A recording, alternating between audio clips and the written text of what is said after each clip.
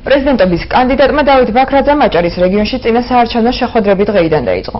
იგი უკვე შეხვდა სოფელ ჩხუტუნეთის მოსახლეობას, მანამდე კი პრეზიდენტობის კანდიდატი ბათუმში იმყოფებოდა, სადაც განაცხადა, რომ მთავრობა მუნიციპალიტეტების ბიუჯეტებში ფარულ შემცირებებს ახორციელებს. მისი თქმით, შეჩერდება და მნიშვნელოვნად მოიკლებს რეგიონებში განსახორციელებელი პროექტები, მათ შორის ინფრასტრუქტურულიც. საპრეზიდენტო კანდიდატი მთავრობას მიმართავს მის მიერ შეთავაზებული სამპუნქტიანი გეგმა განხორციელდეს, რომელიც გადასახადების დაწევას, ეკონომიკური ამნისტიის გამოცხადებასა და ახალ რეგულაციებზე უარის თქმას ითვალისწინებს.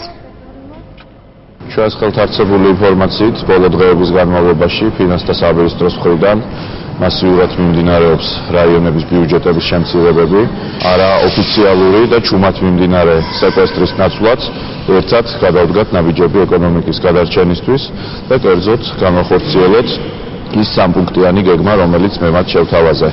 დავწიოთ გადასახადები, გამოვაცხადოთ ეკონომიკური ამნისტია და უარი ვთქვათ ახალ რეგულაციებზე.